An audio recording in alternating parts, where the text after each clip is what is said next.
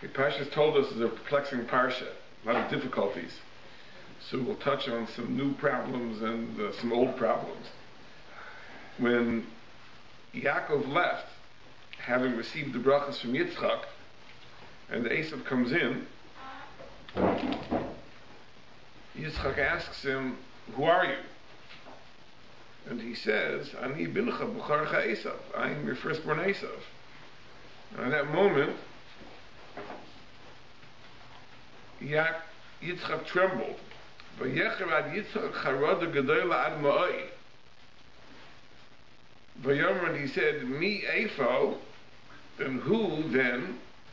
Who had tzad, who was the one that caught the game? V'yaveli, and brought me. V'eichal michal, and I ate everything. B'terem tavo, before you came back. Barachei, when I gave him the blessings. And if you're Esav, who was that first person that came?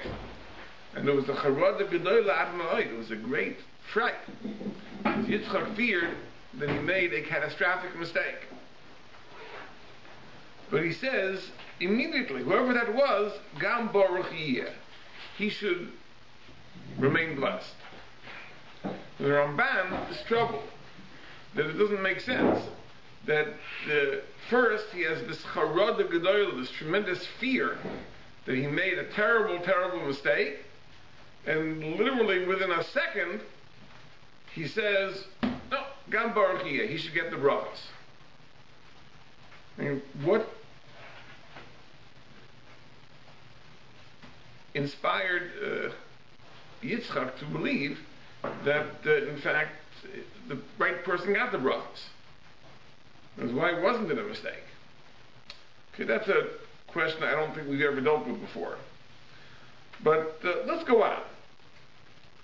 So Yitzchak explains to Esav, and he says, "Bo achicha b'mirma," your brother came with treachery or with cleverness, and he took the brachas. So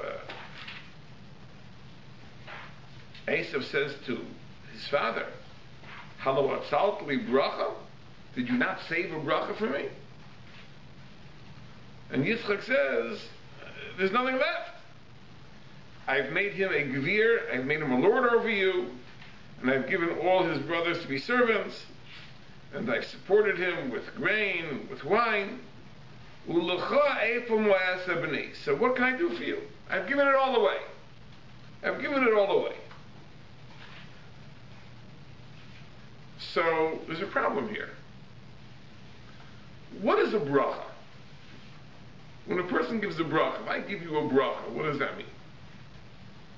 The simple understanding of a bracha is that it's a tefillah, it's a prayer. Right? I don't give parnasa, I don't give good health. It's not my capacity to do that. I only can pray that Rebbeinu Shalom does it. So if I daven for you, it isn't a done deal. It isn't that you've already received the goods. So if there's a mistake, I can retract the tefillah. Let's say I daven for something, and I realize shortly afterward I really need something else. Why can't I go back to the Rebbeinu Shalom and say, "Rebbeinu Shalom, listen, I know that I daven for X, Y, Z, but I really need A, B, and C instead." So here too, what is Yitzchak telling Esav? It's too late. Too late. I've given it all away. If Yitzchak was the one giving it, okay, once he gives it away, he can't give it to somebody else. But Yitzchak isn't giving Esav anything, or Yaakov anything. He's only davening that HaKadosh Baruch Hu should give it. And it didn't happen yet. So why can't Yitzchak just say, "Rebbeinu Shalom, I made a mistake. I thought I was giving the brachas to Esav, I really gave it to Yaakov. So let me change my prayer, and now I'm giving it to Esav." What is this idea? It's too late. I've given it away already. The truth is that the very concept of a bracha requires understanding. The Abarbanel is Myrich in this week's parsha what the idea of a bracha is, and he says it can't be understood simply as a tefillah. And he raises a number of objections to that theory, and he says the idea of a bracha is as follows. The idea of a bracha is that the person giving the bracha functions as a channel, as a pipeline, to bring down the Shefa Eloki, the godly bounty, to the recipient. In other words, it can't come from Shamayim to this individual. There's no pathway, there's no sinar, there's no channel for the Shefa, for the bounty to reach this recipient. So the Mevarech serves as the channel. This is the idea of the bracha. I can't say this is the bracha of every individual. When I give a bracha, it certainly is at best a tefillah. But the kayach of bracha that was given to Avraham Avinu and passed down to Yitzchak, V'alvarcha mevarachecha, I will bless those that you bless, means that HaKadosh Baruch Hu conferred on Avraham and his successor Yitzchak the ability to function as a channel, as a pipeline, to bring the Shefa Eloki, the divine bounty, to the recipient. The Rabbi says this is why the bracha features laying of hands. That it physically corresponds to some connection between heaven and this recipient. And therefore says the Rabbi that in fact, once the Shefa is given, it is given. It's not a prayer which hasn't been fulfilled. The recipient has received the goods. Because when Yitzchak gave the bracha to Yaakov, and he said, you're a gvir, and your brothers will be your servants, and you'll have wine and grain, he already has gotten it. It's already his. He is a gvir, and his brothers are his servants, and he has the wine and grain. And that's why it can't be taken away from him. It's too late. It's taka too late. Because if a bracha was simply a tefillah, so the tefillah hasn't been answered yet, it's not too late. You can pray for something else. But if, in fact, it really is a channeling of a divine bounty to the recipient through the medium of the Mevarech, it's taka too late. It was given away already. It was given away. So what was given to Yaakov cannot be taken away now and given to Esav. It's Yaakov's. It's too late. That's what the Bible understands. Now this understanding of what a bracha is raises a very fascinating possibility, which is, from where does the wording of the bracha come? Now, if we understand a bracha in the conventional sense, that it's a prayer, then it's the Mevarech's own wording. If I pray for you, it's in my own words.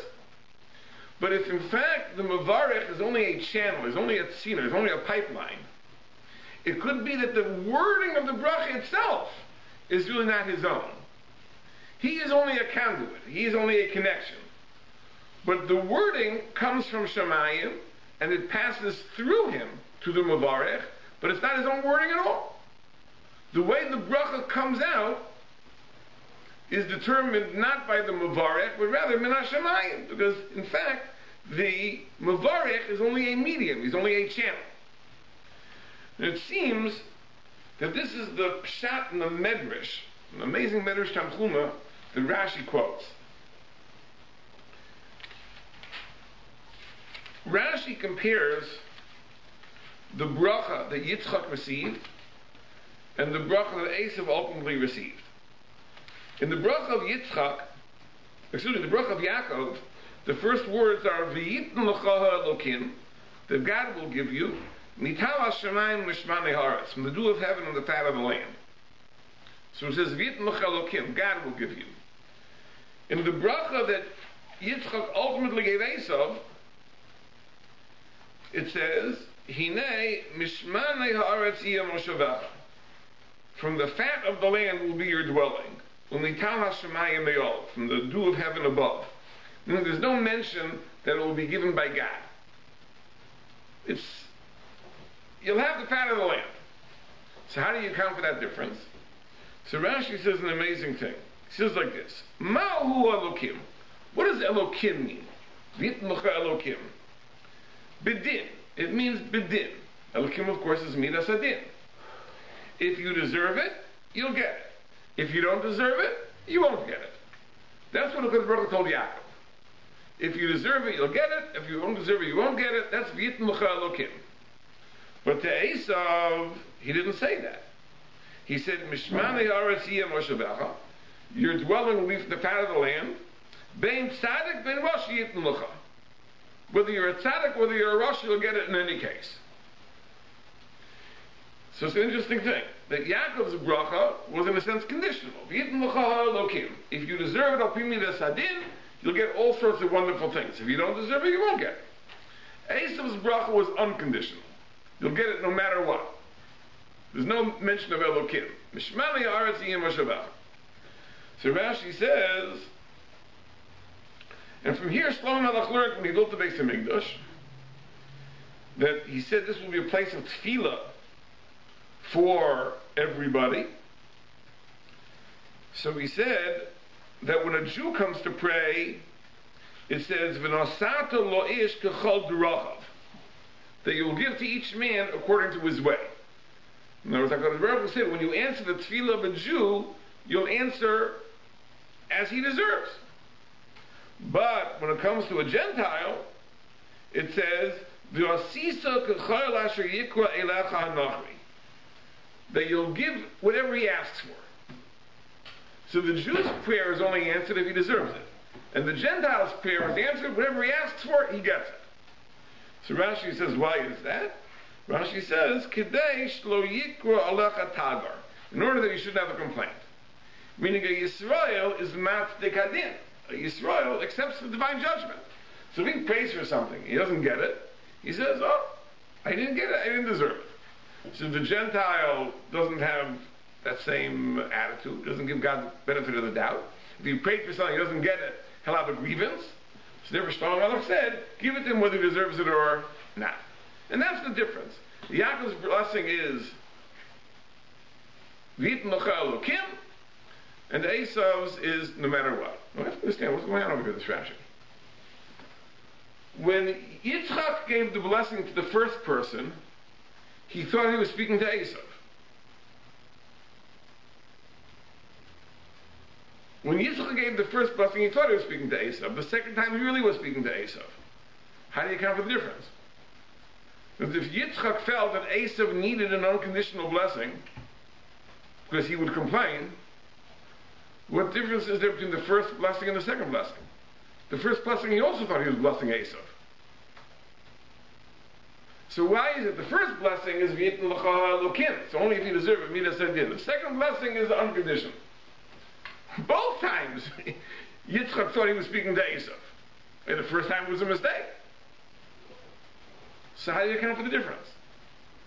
So the answer is, as we explained, that since a bracha is not a tefillah, but a bracha is really simply that the Mavarich is a channel for the divine flow, the wording of the bracha comes out according to the actual recipient. So if the actual recipient is Yaakov, the bracha that comes out is a bracha appropriate for Yaakov. If the actual recipient is Esav, the bracha comes out in a manner befitting Esav. So it makes no difference what Yitzchak thought. Yitzchak thought he was blessing Esav. But in fact, who was standing in front of him? Yaakov. So the bracha came out in a manner appropriate for Yaakov. V'yitin l'cha Elokim. Says when it was actually Esav, it came out. But again, not because Yitzchak thought it was Esav or knew it was Esav. Because the nature of bracha is it comes out as appropriate for the recipient. So the bracha that came to Esav was a bracha appropriate for Esav. The bracha that came to Yaakov was a bracha appropriate for Yaakov. But let's understand this matter deeply. Because why is it that Yitzchak's bracha to Yaakov is this V'yitin l'cha Elokim, and Yitzchak's bracha to Esav is without the Elokim? So Rashi says, because Yaakov wouldn't complain, Esav would complain. It might be deeper.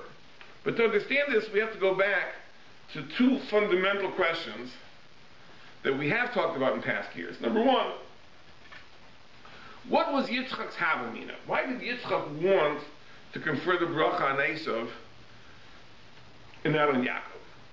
Seems very, very strange. What was Yitzchak's Kavanah?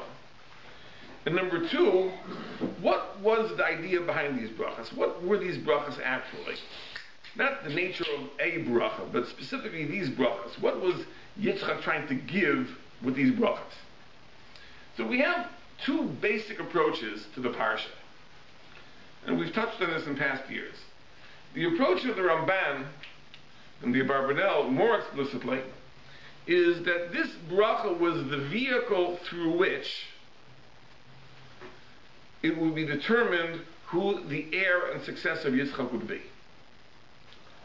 You see, when it came to Avram's passing, there was no need for Avram to declare who his heir should be. HaKadosh Baruch Hu already said that. Ki b'Yitzchak yikar lach Azara. Yitzchak is their successor, not Yishmael, not the Bnei Keturah. Ki b'Yitzchak yikar lach Azara. But when it came to the next generation, we know, Chazal Darshan, Ki b'Yitzchak v'lo kol Yitzchak. Not all of Yitzchak's children will be his heirs. Yaakov's children would all be his heirs. But Yitzchak's children, only some and some not. That's b'Yitzchak v'lo kol Yitzchak. Yitzchak, some of Yitzchak, not all of Yitzchak. So there had to be a determination. Who is the heir and who is the successor? So Yaakov Avinu, apparently, was not as deserving as Esau in Yitzchak's estimation. Because Yitzchak wanted Esau should be his heir and not Yaakov. Now that itself is an amazing thing. I mean, even if Yitzchak thought that Esau was a tzaddik, he thought Esau was a bigger tzaddik than Yaakov. It's hard to imagine. Okay, we can conjecture. Maybe it's true that Yaakov is a bigger tzaddik, but Esau, in addition to being a semi-tzaddik, is also a firstborn. Maybe that tips the scale in his favor. But that's how the Ramban understands. According to the Ramban, it's very poshut why the bracha only could be given to one. There only could be one successor. Ki b'Yitzchak v'lo kol Yitzchak. There were two children, but only one would be the heir. So it's one or the other, according to the Ramban. And for some strange reason, Yitzchak thought that the one should be Esau and not Yaakov. That's one approach to the parsha. The Malbim rejects this possibility. Because the Malbim says, if you look at these brachas, the bracha that Yaakov received, the bracha that Esau received, there is no reference to the things you would expect to have if the bracha was the conferring of the title of heir and successor. There's no mention of Eretz Yisrael. There's no mention of the Birchas Avram, the blessing of Avram Avinu. You find in the end of the parsha, when Yaakov is going to Aram Naharayim, when he's going away, running away from Esau, and Yitzchak gives him another bracha, so there he mentions Eretz Yisrael, and he mentions the Birchas Avram. He says, "V'yitn lecha es Birchas Avram." God will give you the Birchas Avram. Lecha ulezarecha itach, to you and your children. L'rishtecha es eretz megurecha asher nasan elokim leAvram, to inherit the land that Hashem gave to Avram. But in these brachas here, we have no mention of the deed to Eretz Yisrael, and no mention of the Birchas Avram. So the Malbim understands that these brachas are not brachas that relate to who is the heir and successor. These are simply blessings for the material goods of life. Parnasa and power and so on and so forth. But this raises the question, a very serious question. So why is it one or the other? With Bishlama, like the Ramban and the Abarbanel, since there only can be one true heir, because Ki b'Yitzchak v'lo kol Yitzchak, it is one or the other. If Esau gets it, Yaakov doesn't get it. If Yaakov gets it, Esau doesn't get it. And that's the entire issue. Yitzchak wants to give it to Esau, and Rivka understands, no, Yaakov is more deserving, so she contrives the whole scheme that instead of Esau getting it, Yaakov should get it. But according to the Malbim, that we're dealing with material blessings,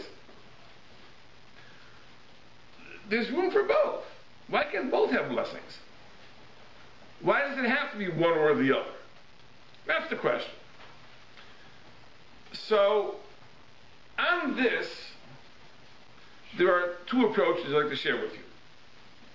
Right? Rav Dessler also seems to go with the Malbim, that we're not talking about the Birchas Avram. We're talking about blessings that in theory could have been given to both, but there's a very, very significant reason why Yitzchak wanted to give them only to Esau and not to Yaakov. And he says a very fascinating thing. He says that any blessing that is given wealth, comfort, pleasure, etc., makes the challenge of life that much easier. So it's not as difficult to serve the Ribono Shel Olam if I have money, and I have peace, and I have no nisyonos, etc. It says, if I am not given those bountiful blessings, my challenges are harder, and therefore, if I merit, I am truly deserving of schar al pi midas hadin. In other words, all the bounty, all the blessings, all the things that make it easier are really a Kadosh Baruch Hu grading on a curve in a sense. Right? That you can't do it on your own, but I'll give you a hand, I'll help you, I'll give you your needs, and I'll make it easier for you. So it's really, you're only zoicha, you only merit al pi midas harachamim, al pi midas hadin, you're not zoicha. Right? Only to the extent that you say, no, I don't want extra help, are you zoich al pi midas hadin. Now this is reminiscent to the famous Maisa with the Vilna Gaon, that a Malach came to the Vilna Gaon and offered to serve as a Maggid, that he would teach him Torah. And there were Gedolim that had Magidim, there were Gedolim that learned Torah from Malachim. And the Vilna Gaon said, no. He said, I'm learning Torah, I want to be through my own effort. I don't want to have it easy, I don't want to have a crutch, I don't want to merit only al pi midas harachamim. I want to be zoich al pi midas hadin. I did it my way. It's my own effort. And you find an amazing thing. There's a Sforno in next week's parsha. It says that when Yaakov Avinu had his dream of the ladder, and he woke up in the morning, so he made a pledge to the Ribono Shel Olam. He says, Hashem will be with me, and he'll give me a lechem lechol, bread to eat, ubeged lilbaish. Then, v'haya Hashem li le'elokim. Hashem will be for me Elokim. So what does that mean? So the Sforno says like this. Elokim is midas hadin, is a dayan. So he said, if you give me my basic needs, just the bare essentials, give me bread to eat, give me a beged to wear, then HaKadosh Baruch Hu can judge me al pi midas hadin. I don't want extras, I don't want treats, I don't want a shefa, a bounty of bracha. Give me the bare essentials, and then I will serve the Ribono Shel Olam with my own effort. I have to have something. I can't go around without a piece of bread to eat, without a garment to wear. But if you give me the basic essentials, I ask for no more, and Hashem can then be Elokim. He can judge me al pi midas hadin. And if Desper explains, this is the ratzon of the tzaddikim, this is what tzaddikim want. Tzaddikim don't want to receive extra help. The bare essentials they may need, right? That you can't live without. But once they're provided the bare essentials, they say, now I'm willing to do it on my own. I don't need extra help. And thereby I will be zoich al pi midas hadin, not al pi midas harachamim. So Dessler says this is the difference. You see, Yitzchak knew his children better than we assume. He knew that Yaakov is stronger than Esau. Maybe he didn't know how bad Esau was. But he certainly wasn't so deluded to think that Esau was a bigger tzaddik than Yaakov. But he didn't want to give the brachas to Yaakov because he held Yaakov didn't need the brachas and didn't want the brachas. Yaakov was in that madrega that he could do it. Just with the bare essentials, he could be zoich al pi midas hadin. V'haya Hashem li le'elokim. Esau was not in that madrega. If Esau would have deprivation, he'd have to do without, then he'd go off the derech. So therefore, Yitzchak rather wanted to confer the bracha specifically on Esau. He felt that if he gives him the siyua, he gives him the assistance, via the brachas, Esau can be better. Esau can be better than he'd be otherwise. And that's why I want to give the bracha specifically to Esau. Dessler adds, this is why Yitzchak had a special fondness for Esau. Because we know that the love you have for a person is a function of your giving to him. Ahava is Toldos hanasina. Love is a function of your giving. The more you do for someone, the more you love them. That, of course, is the basis of the amazing observation that parents love their children more than children love their parents. How do they explain that? Children receive much more from their parents than parents receive from their children. So it should be the opposite. Children should love their parents more than parents love their children. So Dessa says no, that the love we have for someone is not a function of what we receive from them, it's a function of what we give to them. The more we give to someone, the more we identify with them. The more we identify with them, the more we love them. And that's why the love of parents for children is stronger than the love of children for parents. Yaakov stood on his own 2 feet. There was not much that Yitzchak had to do for Yaakov. But Esav, he was always helping, he was cajoling, he was working with him, he was helping him, he was blessing him. And therefore, there was a greater identification with Esav and a greater love for Esav. That's the amazing thing Rav Dessler says.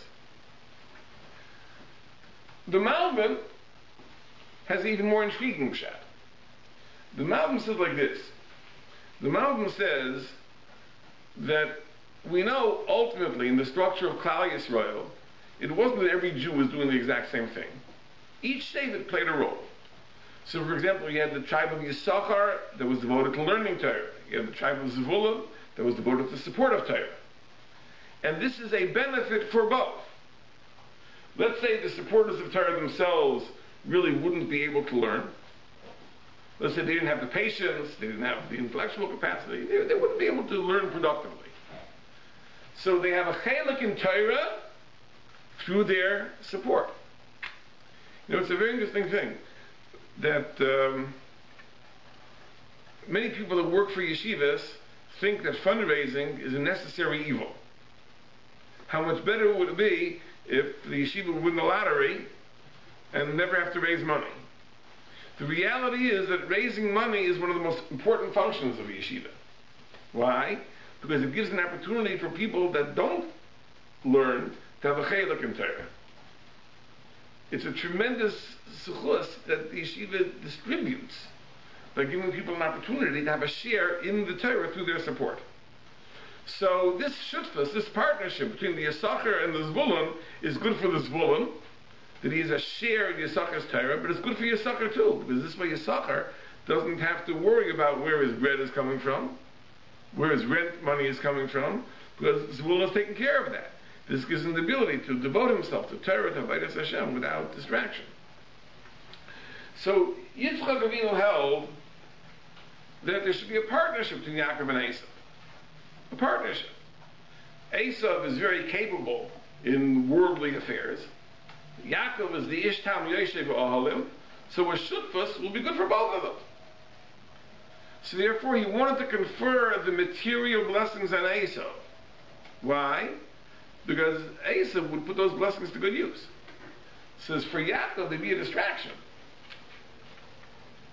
Let Esav be the controlling partner, he'll take care of all the material issues and parnasa and so on and so forth. And this will free Yaakov to devote himself to Torah and Avodas Hashem and be a wonderful partnership. In theory, he was right. Rivka just held that when you have a partnership, both partners have to share the same ideals. Even if there's a division of labor. But it can't be that the two partners are at odds on the fundamentals. So this partnership could ultimately emerge, Yisachar, Zvulun, etc. But not between Yaakov and Esav. Esav was not on the same page as Yaakov. And that's why Rivka had to see to it that the material blessings were given to Yaakov and not to be had by Esav. But Al Kalpanim, this was the kavanah, this was the intent of Yitzchak. He said, better that Yaakov shouldn't get the brachas. Why? This way he's not to be bothered with material things, he can devote himself to Torah, to Avodas Hashem, and Esav will support it if he gets the material blessings. So with this, the Malbim explains an amazing, amazing thing. Let's go back to the story when Esav came in and he said, didn't you say me a bracha? And he says, it's too late. It's too late. Now we explained half of the question. What do you mean it's too late? If it's only a tefillah, so let him go to the Rebbeinu Shalom and say, listen, I made a mistake. I prayed for Yaakov. Instead, I wanted to go to Esav. Okay, that's too late. As the Rabbi explains, a bracha is a shefa. It already was given to Yaakov. What was given to Yaakov can't be taken away from Yaakov. What Yaakov has, Yaakov keeps. Very good. But it's a big world. There's plenty for everybody to eat. Okay, good. Yaakov will keep what was given to Yaakov. But there isn't more for Esav? We're not giving everything away already. It's true. Enochinami. The Rabbi explained. What was given to Yaakov can't be taken away from Yaakov and given to Esav. But there's plenty more to give. Where there isn't enough room in the world for two people to be rich. See, again, let me repeat this. The question that Barbanel was dealing with is that why is it too late? Whatever was given to Yaakov, let Yitzchak now take away from Yaakov and give it to Esav. So that the Barbanel says, no, it's too late. Once it's given, it can't be taken away. If it was merely a prayer, okay, you could change the prayer. But since it's an actual bounty, a shefa that has been given to the recipient, you can't take it away. So what is Yaakov's, it can't be taken away and given to Esav. Good, I understand that. Let Yaakov keep what's his, and let Yitzchak give more to Esav. There's plenty to go in the world. It's a big place. There's a lot of money, a lot of bounty.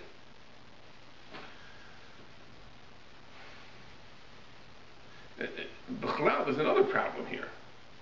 That first Yitzchak says it's too late. I've given him everything, nothing I can give you. And then Esav complains just a little bit more, and he says, "Vayomer Esav alaviv habracha achasi l'chavi." You only have one blessing? Give me a bracha too. And he starts crying, and Yitzchak says, "Okay, here's a blessing." I mean, 15 seconds before he was emphatic. It's too late. There's nothing I can give you. And then he says, what, there's only one bracha? You can't give me any more? Okay, here's a bracha. I mean, what was the half mean? What's the maskana? Like, what did Yitzchak mean at first, and what is he saying now? First he said, there's nothing I can give you. And now he's saying, what, there's only one? Okay, here's a bracha. Like, what is the back and forth? What is the shaka v'tarya? So the Malbim says brilliantly, he says like this. Yitzchak is not giving, he's not in the business of giving brachas of gashmias for the sake of gashmias. He isn't giving material things for the sake of material things. That's not what Yitzchak is interested in doing. What Yitzchak is doing is he's interested in giving Esav material blessings only that he should be able to support Yaakov. That's the whole purpose. In other words, he wants to save Esav by making him the supporter of Yaakov. He's not giving material blessings to Esav just that Esav should have material blessings. He's giving material blessings to Esav so that Esav can support Yaakov. So he says, it's too late. There's nothing I can give you for Yaakov because I've already given Yaakov everything that Yaakov needs. So to that Esav says, but is there only one bracha? Is the only bracha you can give me a bracha that I should have material goods for the sake of Yaakov? Isn't there another bracha? Can't you give me material goods for me? Why does it have to be just for Yaakov? Is that the only bracha you can give me? That I should have material goods just to be able to give to Yaakov? You can't give me a blessing for me? That's what he says. He says, Bercheni.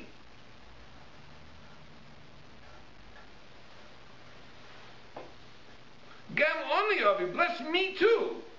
In other words, don't give me a blessing only because I can give it to Yaakov. Give me a blessing for me. So to that, Yitzchak relents. Says, okay, I'll give you a blessing. But it's not only the blessing that he wanted to give. The blessing he wanted to give Esav was the blessing that Esav should have material goods for the support of Yaakov. That's too late. That can't be undone. Because what was given to Yaakov was given to Yaakov. Yaakov has everything he needs. He doesn't need Esav to give it to him. Says, you want a bracha for yourself? Okay, here's a bracha for yourself. But that bracha is not going to do you any good. That bracha is not going to save you. The only bracha that could save you is the bracha that I give to you for the sake of Yaakov, and that it's too late. They've given Yaakov everything he needs already. An amazing, amazing pshat the Malbim says. But whether we go with Dessler's approach, whether with the Malbim's approach, it comes out like this: that Yitzchak Avinu understood that Yaakov is the superior. He understood he's the superior. And the bracha that he was giving Esav was precisely because of Esav's inferior position. According to Rav Dessler, because being less of a tzaddik, he needed the crutch of worldly goods. And according to the Malbim's approach, because Yitzchak wanted to save Esav by making him the supporter of Yaakov.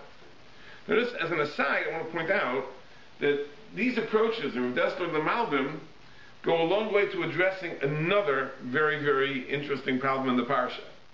It says that when Esav realized what Yaakov had done, he said like this. He said, Haki Karash Mo Yaakov? Oh, that's why he was called Yaakov. Because he cheated me twice. First he took my birthright, and now he took my blessing.